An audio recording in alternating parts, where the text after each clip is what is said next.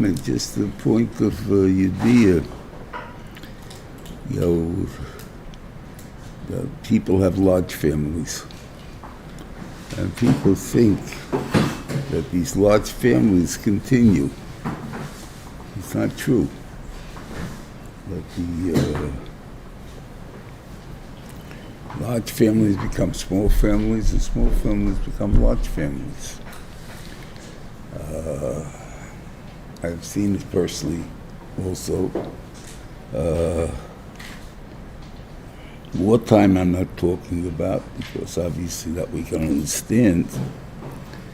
But you have, let's say, here, the Bnei Merari is the least of the ones between Chodesh to 50. Those are the least, it's Bnei Merari. Between 30 to 50, they are the most. The same goes. So they're top heavy, if you want to call it. They have a lot of old people among these things, but they don't have any young people. What happened? How come you don't have young people? Akasha.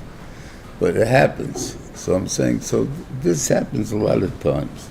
You have, like Don was only one kid, and they thought you had Isaac Shoshes. I've done at least that, I only have one kid, what kind of thing a Shevet I'm going to be, and he's the second biggest Shevet in Klal Yisrael. So it's a point of that's a bracha the Rebbeinu Shem puts in. What can I tell you? I can't really tell you the reason why more of one than another. But this happened. Okay. So, basically, we'll talk about, okay, we'll get over there. Okay.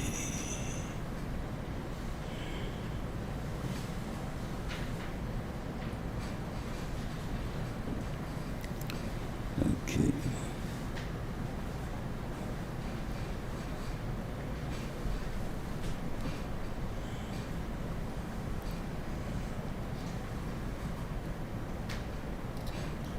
Okay, now you have, he sticks in here, I guess the Ian of Bailus, if you want to put it that way. Starts off with Dabar Bnei Yisrael or Yishu Asher Yasu Kochatos Odom Limo Ma'al B'Hashem. What is he talking about? He's talking about stealing. And this is not the first, this will be the first time the Torah, no, the second time, Vayikra it says this is the first time, that they call stealing is a milah b'Hashem. Why is it a milah b'Hashem? Because you think you can take what God don't want to give you, or you think that you can, that if God's not giving me, I can take myself, whatever it is, but definitely I can take what God doesn't want to give me. But why are you taking it? God's going to give it to you anyway, right? So obviously God's not going to give it to me. I have to take it myself. So that's why I'm a ganef, right? So a ganef is called Mo'am B'Hashem. In Vayikra, it's talking about the called milas. Milas for ganef, for gezel. So there's a milah there's a Oshem Hasham milah, so that's for using kutch and stuff. Let's just say, if you're more B'Hashem, if you're more, not l'chastas you, if you're more, you got to pay a fifth, you got to bring a korban. More, doesn't say more B'Hashem. It gets the gezel, talks about Hashem Zayla, so there it says in more B'Hashem. Because he thought that's the thing. So milah b'Hashem, and you see, the Torah is very makbid on the kefir l'gabi gazel l'ganef. That the ganef has to pay kefir, the gazel doesn't have to pay kefir, and stuff like that. Even though they're both of the same stealing, they still have the same achshavah, but the difference is, I believe at least the the Rebbeinu Shalom Zet, I can't fool the God. The other guy says, I can fool God, so I'm going to try and do it that way. So I'm saying there's a thing there.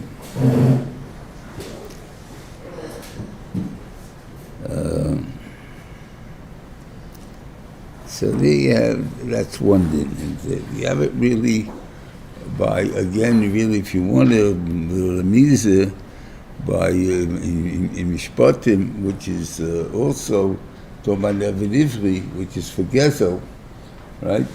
And he's muter b'shifre Kananis. So you see, there's an union of that he does the Seforim and Kedushas Yisrael. In other words, that somehow you get demoted when you're Gazel. So this B'tochen business is very, very important. That to be B'tuach B'Hashem. And this, I think, is, you got to really learn how to do it, because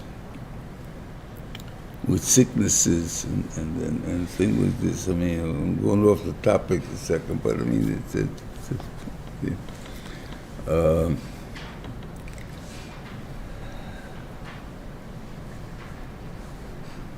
guy goes to the doctor, gets diagnosed, right?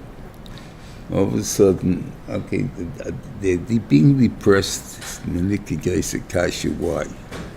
The guy says you're gonna die. The shaila is they start believing it. They think they're gonna die, and they can't even live now. I've seen this in the thing that I say. Kol intervention gives you life. While you're living, meanwhile, why are you so depressed? And the thing about tomorrow, I'm going to be dead. So I'm worried already about tomorrow. So you're dead today. You're not dead tomorrow. You're dead today. So that's the big problem of believing them so much. But they give you odds, they tell you certain percentages, they tell you certain things.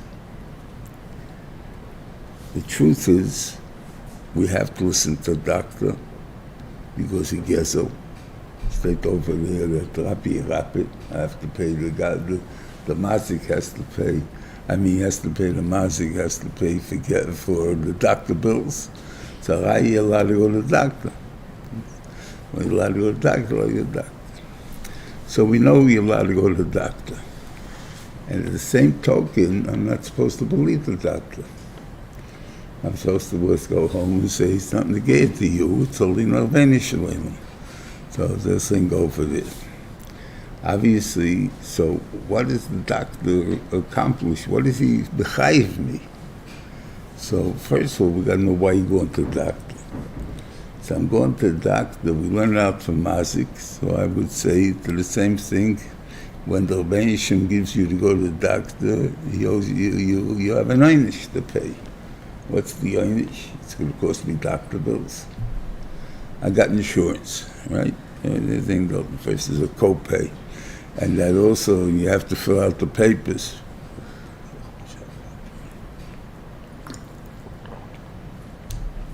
That's one thing. Then you sit there 2 hours. Now it's 2 hours in the doctor's office, not one. 1 hour you sit in the regular waiting room, and the second one you sit in the private room, and the second hour. So it's 2 hours.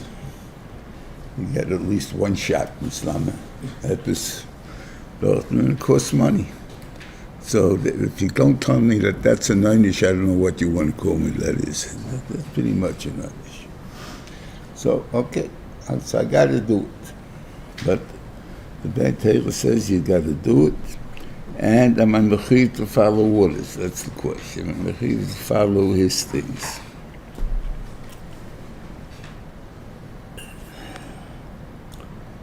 I haven't got the teretz for this, but I remember those shivas that's out. Would tell the guy, don't take the operation. Be fine. You don't take the operation. The doctor's up there. I gotta need an operation. You don't need an operation. The Chazaynish, he was posting stories with him. You tell the surgeon to cut this way, not this way.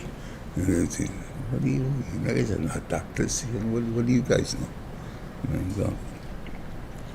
So we have to understand that a doctor is generally a guess. What do I mean a guess? You'll say, no, he knows. No, it doesn't. He says it looks like, it seems to be, it could be. We got to test it out. We got to take tests. He doesn't know. Why don't he know? That's a good question. I don't know if it's because it costs some money, because I assume that if they do more research, they probably could know for certain things, but they don't know even that, because it's genug. When you go into the hospital for pneumonia, I can tell you it's right, or even for cancer, it doesn't make a difference. But if they're not sure which cancer, they're going to give you what's called a cocktail. And what's called a cocktail means they take a little from everything. And they say, whatever bothers him, he should be fine with this because we got nothing else to put in there, So therefore we give him everything. Give him all the medicines. But I don't need all the medicines. I need one. Otherwise, it's too expensive or too busy or too whatever to figure out which one you got. So therefore we treat it all. That's why you got to go to the hospital, because it can only be done through intravenous. It can't be done through a pill. And whatever it is, that's why you have a lot of Rishitas. But it has nothing to do with knowledge. And that is what we call a educated guess. An educated guess is not an idea. But it knows more than me, so I have no opinion. Man, what are you asking me? Someone that has maybe over years and years opinions, seeing that what's happened and stuff like that, it's not emes. He deals with Yidden, which has Ashkocha Protis, so he sees that something gay in these things, and maybe he has the guts to say, there you don't do it because you don't take the operation. Ashkocha Protis is not, you're not like anybody else, stuff like that. But this is quite, what do you call it? Even in Torah, I want to time there is such a thing. I'm not sure. I don't remember where I saw it. That's anything there. It was either a medrash or something that Doeg and Achitophel never passed the nemes in their lives. And when I read it struck me Meshugeh. Doeg is Abir Royim, Risan Hedron. And Achitophel, Atzas Achitophel, Atzas Hashem Be'esahi. So obviously these are two big men. What do you mean they don't know what Psak Emes? I can pass the Psak Emes once in a while. So when you're thing over there, so what's the big deal? A Lavos Pshat like this. This is what I think it means, that they were such geniuses that when they have a good Tisvara, they tested it, connected any chances that they have, and when it came to be, margin of error proof, 95% or something, 97%, it's probably right. I don't have to go weiter. And there's the thing that David HaMelech, on the other hand, did it 100%. So halacha k'maaseh b'chol mokim, even connected them who were bigger than him. They were bigger than him in minds, but they weren't bigger than him in the Psak Halacha. So that's called an educated guess. I'm asking if you know, you don't know. You tell me I'm probably right, and he's probably right. The Maisa is that you're not right, and the Torah is telling us a lot of times not to be soymech on these type of things. That the fact that it works like that 97% doesn't mean anything. You're going to be wrong 3%, and that's 3% you're going to burn for. I'll give you one that they have with the mice with the ugly man, Rabbi Elazar Shimon. it's a machlekes really. The more it's a Shimon Elazar, but then the Medrash is Shimon Elazar. The place Elazar of Shimon. And then they switched the names. Okay, let's make it different. But the story was he sees an ugly man, and he asks the ugly man if the people of the city are as ugly as you. It's a Modnikashi, doesn't even make any sense. They're saying over there, and he says back to him, I'm not going to be meichel you until you go to the guy who created me and tell him that you created an ugly bria. So that's the way it is there. And Rashi and Tesis say both that it's Eliyahu Hanavi, the ugly man. The Medrash doesn't say that, but they Rashi and Tesis say it was Eliyahu Hanavi. And the what do you call over there? It says that he keeps asking for mechilim, not mechilim. He follows him till his city, and the whole city comes out to greet him, and the whole city comes out to greet him. They say Shalom Aleichem Rebbe Yomayri, whatever it is left in there. So he asks him, "Who are you calling Rebbe?" The ugly man. He says, "The guy behind you." She says, "Him, there shouldn't be any more like him in Klal Yisrael." So they say, "Why? What did he do to you that you're saying such a klolet? Should be like more like him in Klal Yisrael." So he tells him the story. So he said, "Afal can't be meichel," and she said, "Okay, I'll be meichel. He won't do it again." So how's the medrash end? How the story end? That he went to Beis HaMedrash Hagog to Shaloi. So I guess he had more than one medrash in the shtetl. That thing there, and he darshan that a person shouldn't be, he should be kal kakonev and not what he call it keves. And it was like careless. What has that got to do with the whole ma'aseh? Right? Okay. So how many people have you heard this from? Any people who are professionals? I'm a professional manayil for sure. Manayilim, you heard it for sure. Doctors, he may have heard it for sure. Guy comes into him, "Oh, this kid's a rotten kid." How do you know? I just have to look at him for 2 minutes. I know if he's a rotten kid or not. Right? 97% of the time you're right. 3% of the time you're wrong. And that's what you're going to burn for. I mean, that's what he tried to tell him. He saw the pnimius of the person. So when he saw the pnimius of the person, he saw the ra. So he's ugly. See, that's why he asked him, "Do you live in a city, the people of your city as ugly as you?" Because Mistami Yarosh, you're living in a city of Yerushalayim. Like you have the Maisa with Rabbi Yosef and Chisme, when he met the guy, and the guy gave him shalom, and I gave him back shalom. What's the whole story over there? You know, why did he give me shalom? Why did I give him shalom first? Instead of Rabbi Yeshua, no one was Rabbi Yechem and Zaken, it was Magdim. I feel Nochi Shebishuk was never Magdim to say Shalom Aleichem to him. So he should have said Shalom to him. He's a Rasha. I don't say Shalom to. One Rasha says Shalom to you, you mechuyev to answer him. So I'm mechuyev to say give him back Shalom Aleichem. So he gave me Shalom, I answered him back Shalom. Then he asked me to invite me to come to his town because he lives to show him. He wants me to live with them. It gives them like a raya that's an okay place to live. There's a thing though. You want justification. It costs a lot of more money than what you're offering me. I mean, even though he has to offer love me, because give him a lot of money there, a couple of million. But the vice is still, whatever I'm saying. So we have this problem. So the doctor, that's what a doctor is. We believe in Hashgacha Pratis, right? It's so strong, Hashgacha Pratis.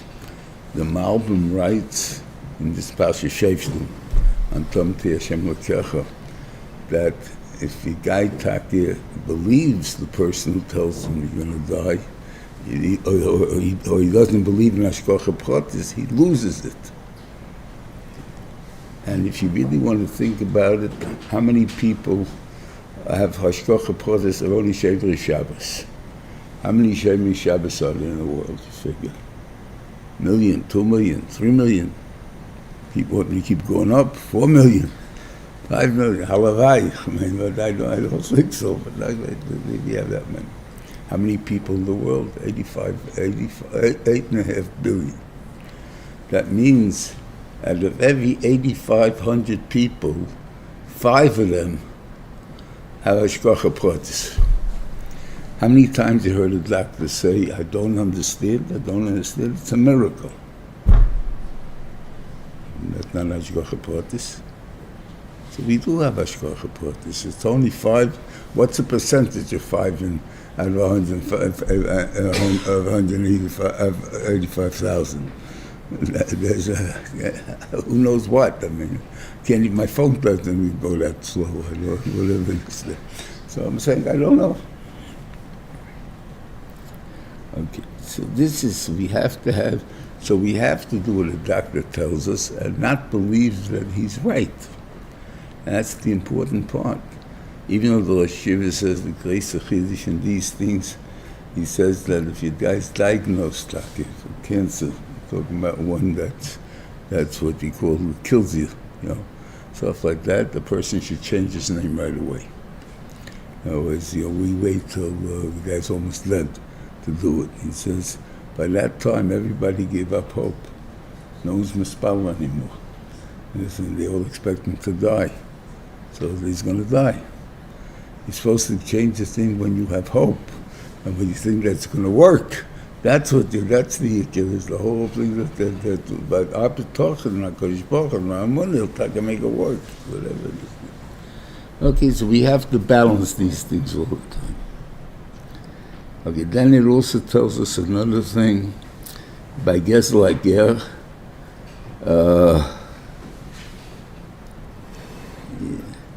I'm sorry, Gezel Ager tells us at the end of Gezel Ager, he tells us also a thing of oh boy, and I have the right to do so. What's it called? Chum is given for me to give to which koi a tevis hanoyim. That I have a right to the tevis hanoyim. So that also is brought down here. That you're not allowed to take away a person's tevis hanoyim, right? So what is that the point to do it? I think in the air, by the fact that the Torah puts it all together, he's really telling you that the only bailus that you have in this world is the ability to use it. Not that it's not yours. It's only the ability to use it. We saw it in Karka for sure, because Karka always goes back. And what he called the nishmit, and there's a din, the Benshim runs it. And once, and there's a din of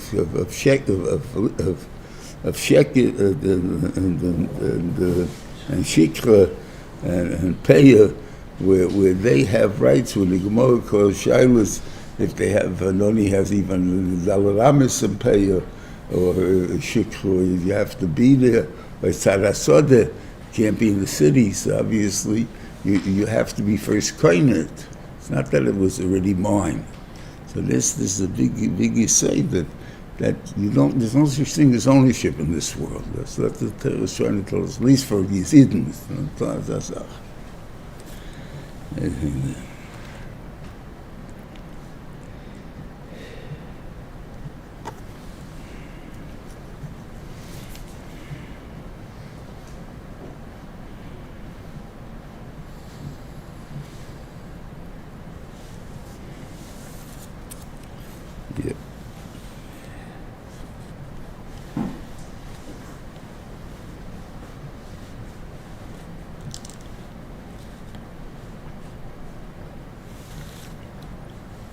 You know the Stama Syria, this thing there, the threat of Chana.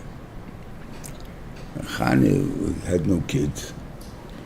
He's coming by Yehudi over there, and she's one of the things that she's thinking to herself is, maybe I'll tell Reuven Shalom, or I'll tell Reuven Shalom, become a Saita, and then you'll have to give me the kid.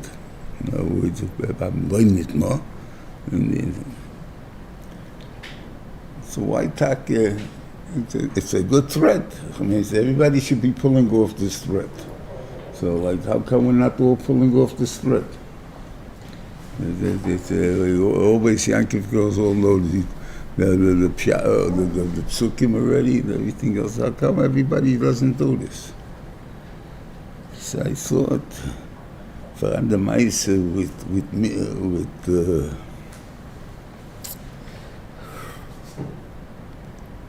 May's wife. Perea? Perea, yeah, right. So Rashi brings a Maisa with Perea that there was a machlekes between him and Aaron of Meir about Noshim Leiten Kalas. And she didn't believe in Noshim Leiten Kalas, because she's as big as the Tanoima, so she knows her stuff, so she holds it, she's stark, a lady. So she tried to prove it by getting the Talmud to try to talk her into it, to talk into his nose. And it's a Rashi, and he keeps saying no, until one day he bugged her too much already. She got too tired to tell him no, goodbye. No. Didn't tell him anymore goodbye. So he went and he said, you see, what he called, and so she committed suicide. They stayed, so therefore he ran away.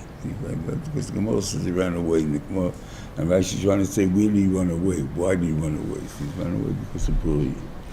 So she committed suicide. So why the busha was too big to be able to take such a busha that because he advertised it, the mayor advertised. I guess because women are titan callous. So you can't put yourself into a matzav where you come to L'maisa, because they're stubborn, hype is morgan, but not to this point where if it's b'yayim, every day the guy keeps nudging. And you see it in a way even by the Mois.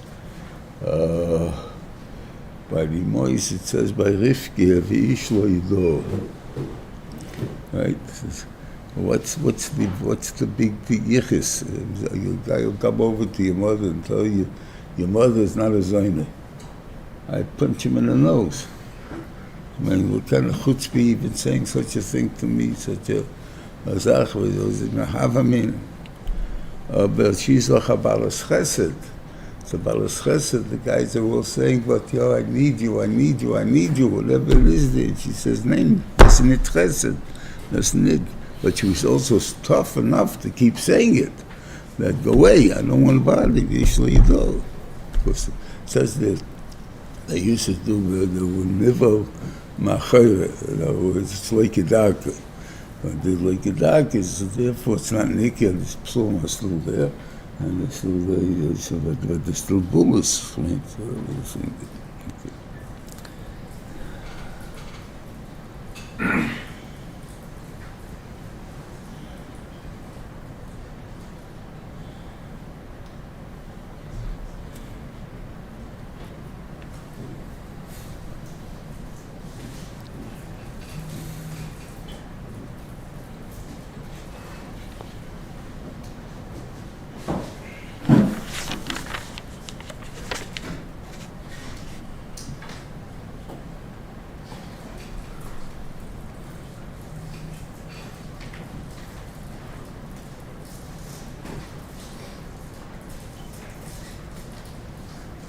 Yeah, I want to learn what Gilgul Shvu is.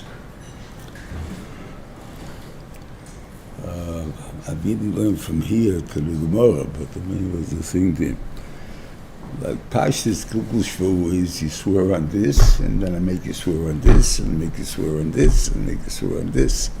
And that's Gilgul Shvu. So remember, son, I'm swearing 10 times because I swore once. What's he have to swear 10 times? Which he swore once.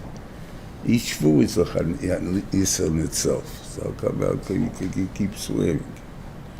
So I learned Pshat, that's not what Gilgul Shvu is. The Gilgul Shvu make it from a yochedik emaisa to a klolis like emaisa. What is he supposed to swear? That you were never nitma by Yishacher, right? And your shvuah is nobody ever lived with me. That's the Plubul Shvuah. The Shvuah is that it's the same Shvuah, one Shvuah only. But the Shvuah includes everything that's Shayach to be. As opposed to when it's with the original Shvuah, you only chayiv really on one thing. That's the thing. That's the type of Plubul Shvuah.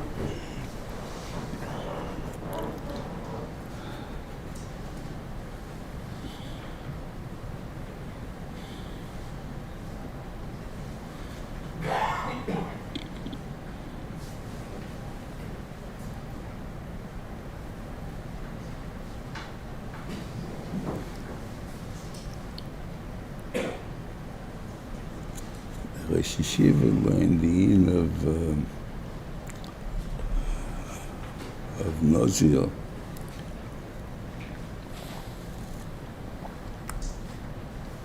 That's just the most of something.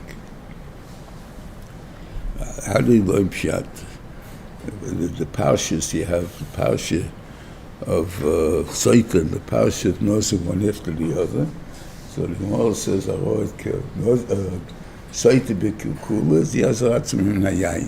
right? So normal type, should you explain it to yourself, is you don't want to get drunk. In other words, if you get drunk and then put yourself in a reistic situation, who knows if you're not going to be nechshel? So therefore, that's the reason. So if you saw Karaz Bekakul, Yazazim Tayayin. But if you look at the Yisurim, it doesn't say Mena Schnaps, right? Yayin doesn't get you drunk as fast as Schnaps does. I mean, Schnaps, you get two Schnaps alach, it's enough already. But on the other hand, the wine, you need a couple of glasses. It's not a version thing. So that's one thing. Secondly, your Eivel is for the Zirus, if you eat Mizog, you'll eat grapes, you'll eat the little twigs, you'll eat the things, anything that comes from the geffen that you ate for. Doesn't even have to be alcoholic. It could be grape juice. It's all bizarre. Doesn't make a difference. So obviously it has nothing to do with it. So there's a din of kedusha. That's the point. That there's a Rosh Yeshiva used to learn. Not yazat when a mind you'll stay away from wine, you won't get drunk. He says, no. You see, Kedusha Yisrael is not good enough. This is Nemes in the dinim that we have about Tshuva, has those different halachas than a guy who never sinned. A guy that sinned, so he has no special reason to stay away from things. You think that he can go next to it and stuff like that. Why? Because he has a chesed Yisrael, he has a chesed kashrus, that he wasn't chayte, and he's not going to be chayte. But once a person is chayte already, so you saw Kedusha Yisrael didn't help you. Didn't save you. So what's going to save you? So you have to stay away from it. Or I have to get Kedusha to me. He had a secondary Kedusha, which is Nazirus. So then we can trust you. Besides Kedusha Yisrael, you have Kedusha Nazirus. Okay, then we can trust you can do it.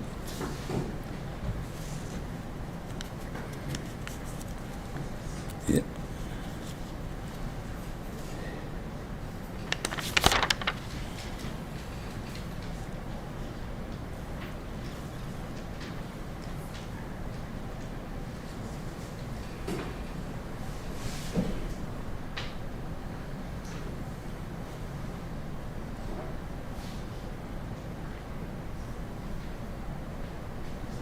Trying to think the mice with the bomb and a door in the door. What was the mice over there?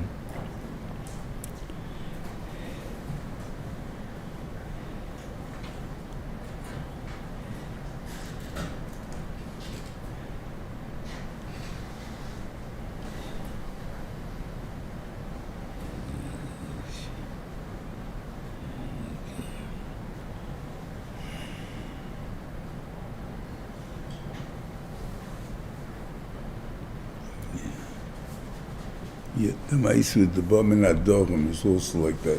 In Dorim, you got a story in the time of Shimon Tzaddik that a guy came from the Bniman Adorim, and he was a Nazir, and he was Tomei, a Nazir Tomei, and he had to shave off his head, and his hair was very beautiful. His house was everything was Mesudar al Roishe, stuff, the curls and stuff like that. So he asked him, "Why are you doing it?" So he told him that the Yitzhak grabbed me. I was once a shepherd, and I went and I saw my reflection, I saw the things, the Yitzhak grabbed me, and I was nadir myself to cut off the hair. Right? And I was on Yasser, so I have to cut off my hair. So in the Gemara, it bothered me. Like, why would you do that? I would take a razor right away and just shove it off. I make the net, I put myself in a matzav. Another 30 days I'm going to have my chup and my everything else that I'm afraid of. And so you're not fighting the Yitzhak, you're giving into the Yitzhak for 30 days. So we were doing the same thing. So I said, no, he didn't say that. What he said was, I see that I have.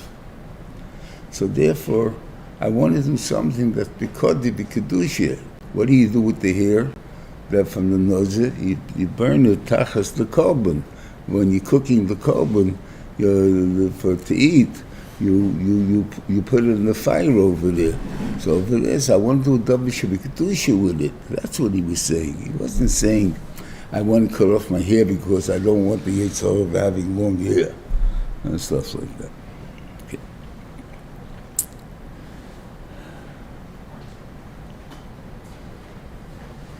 Then you have the Ma'isa with Birkas Kahanim. You can just Birkas Kahanim. Birkas Kahanim works like this. The last bracha is Yishay Shampan V'Lacha V'Yosem V'Choshalim. Maybe should show favoritism to you. And so the Gemara says that the Malachi Asheris came to Reuven Feinstein and said to him, Reuven Feinstein, he said, well, you upon him. You say you shouldn't show favoritism, so how can you say I show favoritism? So the Beniman answers, how can I not show favoritism? I was mitzvah, v'chaltas v'yta v'rachta. But when you have Svia, that you have to mention. They were, as soon as you make a gzeira, if you eat a gazayas or beya, it's totally machlokes. And then gazayas or beya, they bench already, even though they're not full. So first of all, the kasha is, so it's a brachal v'atola, so what's the kasha? What's one thing got to the other? So it's still bad. And so I want to time it that we're talking about Midlaraisa, not Midlarabonim. We're not talking about that Akona we have to bench. We have to bench because I said the Shairim in Barachas where if a cotton eats a shear this and eats a shear that. And God, it's on that sugya that I had this problem with. Taisva says, yes, the kasha and the Gemara, it's not only one D'Rabbanan, it's two D'Rabbanans. You have the Shir D'Rabbanan and the age of the D'Rabbanan, right? And cotton. There's two D'Rabbanans. So you have to come out that he's eating a Shir D'Raisa, the cotton, and he's mixing a Shir D'Rabbanan of the father, something like that, right? I asked the kasha on top of Taisvis, it's three D'Rabbanans. What's the third D'Rabbanan? You have to have but then that I'm able to be mighty you.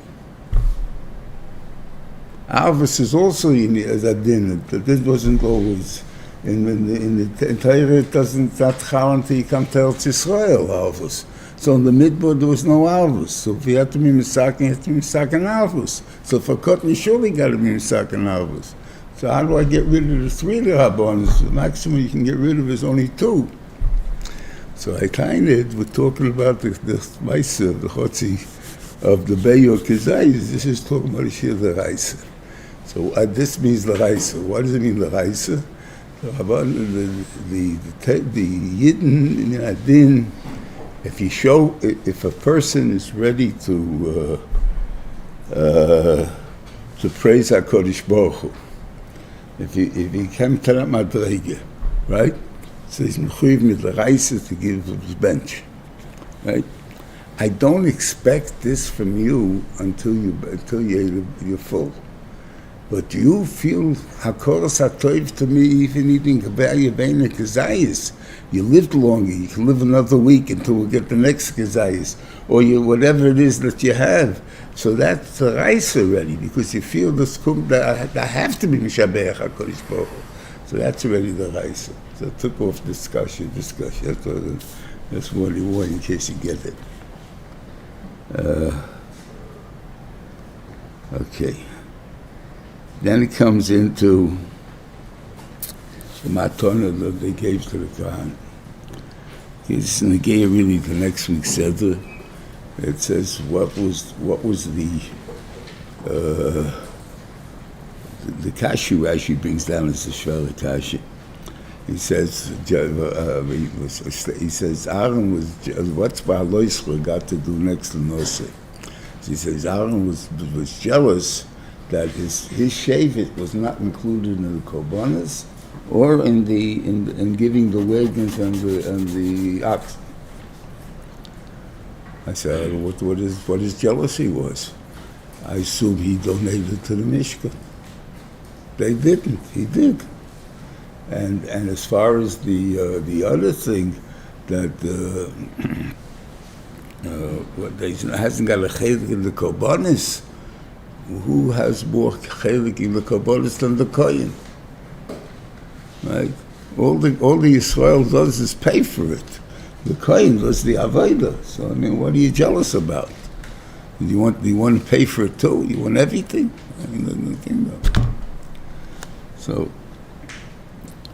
I tell because the biggest lesson Klal Yisrael had to teach their kids. This is how is this a kapara for the Yud? The Yud is that they didn't donate. They gave a blank check. And a blank check, if you don't need it, is the worthless donation. Right? So therefore, they didn't need it because Klal Yisrael gave more than they needed, so they didn't need the blank check.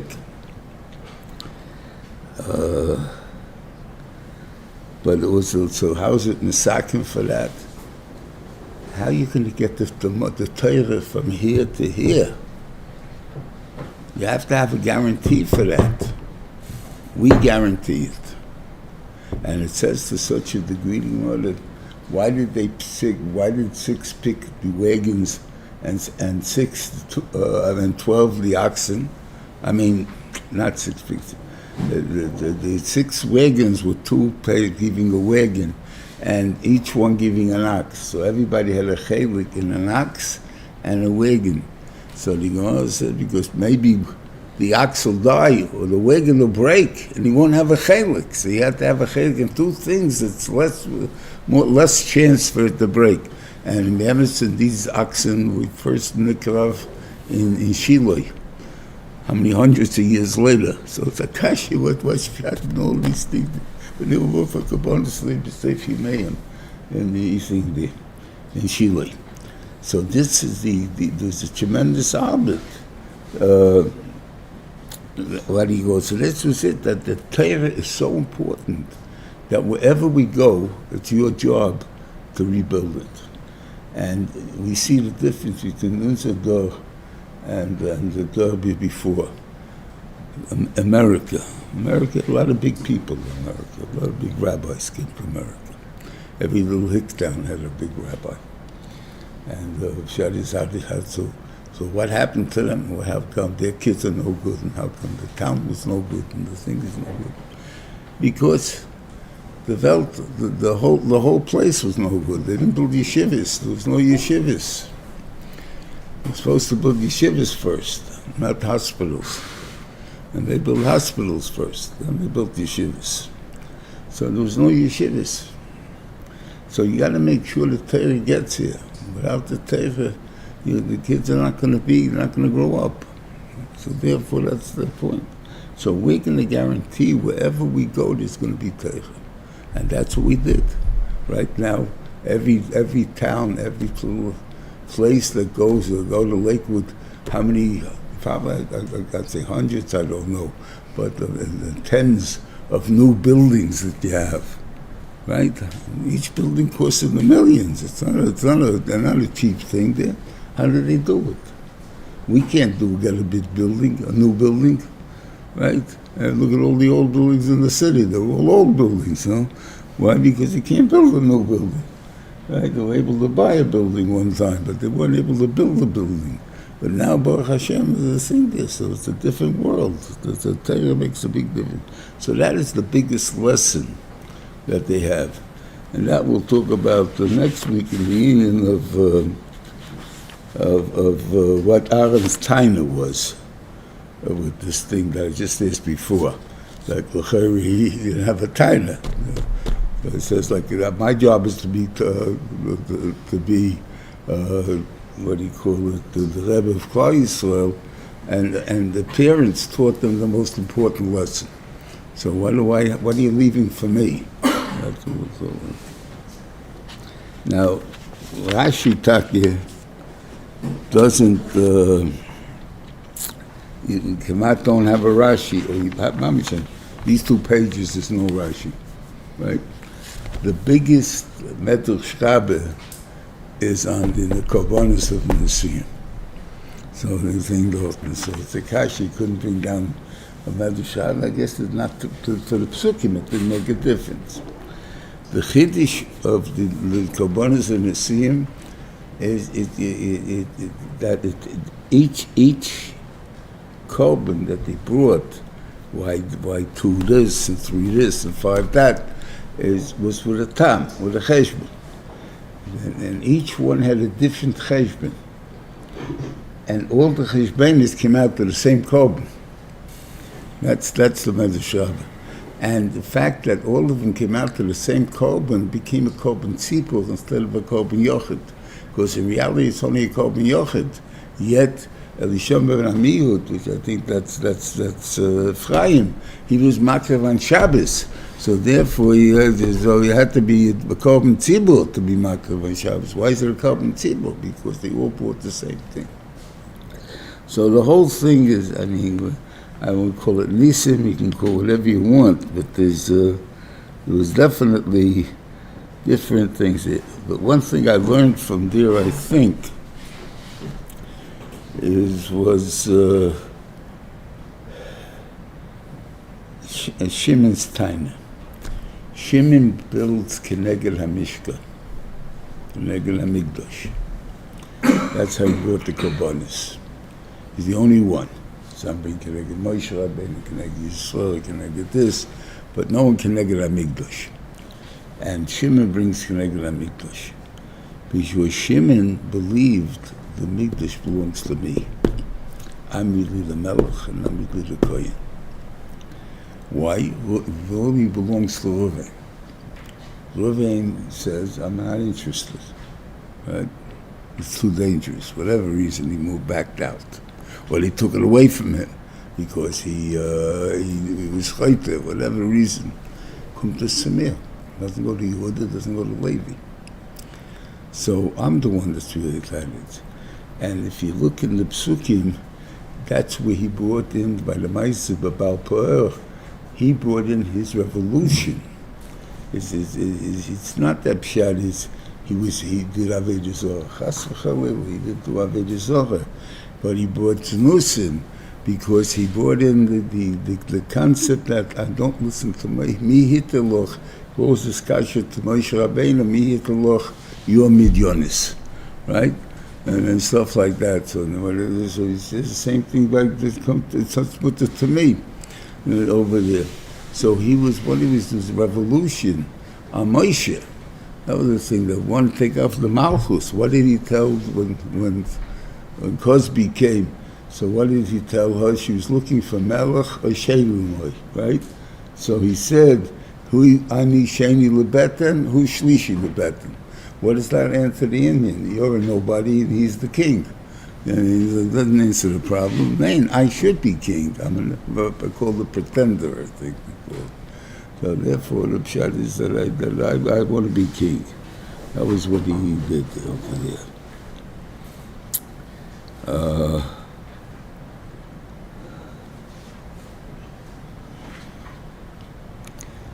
Then even we have here also Gabi, how you makriv the korbanos, and stuff like that. So I can't answer you why it was more important the union of the machnas over the individual shvatim, but somehow you find that always it's that way. Well, I mean always.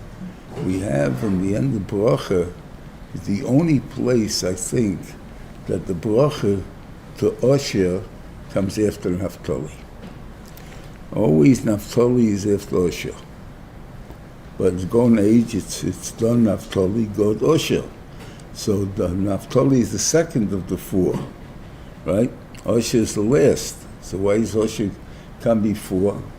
Because Naphtali, God, they shoved in with Reuven. So you have only three.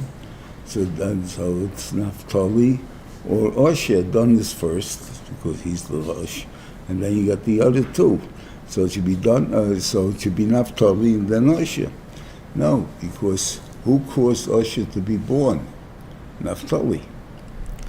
I think I mentioned this. I think no. That according to the Cheshbonis, each one was buried in thing or mentioned. Okay, so that was more. So that was so. That's why Asher is.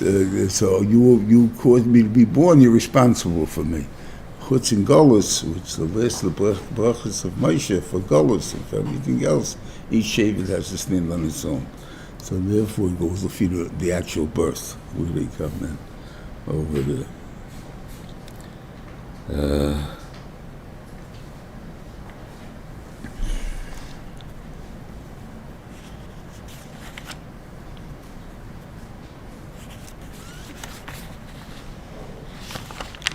Yeah, then it says a cloud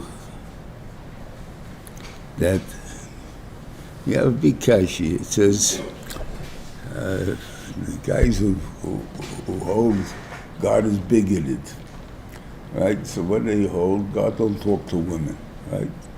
He wanted to speak to Sarah, we all know the message. He wanted to speak to Sarah, so even to tell her, like he talked to her. So why did he even to give her musa? We wanted to do. So he doesn't talk to women. The end of the settler says in Farish he doesn't talk to men. Even to Moshe Rabbeinu he doesn't talk. He says that means it's the method of talking. I never spoke to Moshe Rabbeinu himself. I speak loud, and you hear me all over the world, and maybe he hears. But I never spoke to Moshe. It's not going to be from here. I don't know where Rashi gets it from, but he probably had a tshuva that my mother used to wear hearing aids on Shabbos. And so I was always shy, what are you thinking? You're allowed to talk to her or not? Right? So he says you're allowed to talk to her as long as you talk in a loud voice. That's not called talking to her. That's called talking. When you talk to her as you whisper, I want to say, or even, pshat is if two people are in a room, the only two hear, you don't scream, right? You talk as that only the guy next to you can hear. So that's called talking to him. When once you're speaking loud, that everybody can hear, that's not called speaking to him, and then you're allowed to talk to someone that's who is hearing aids. So the thing goes.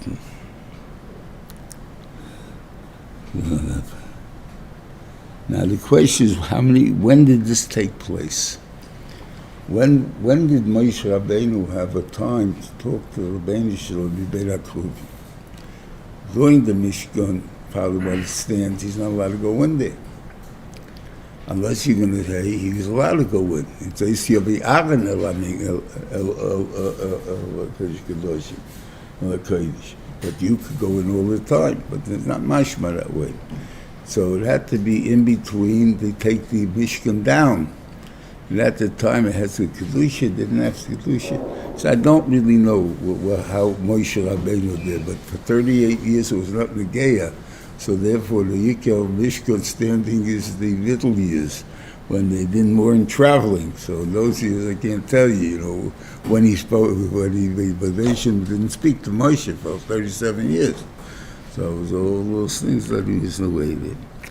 Okay.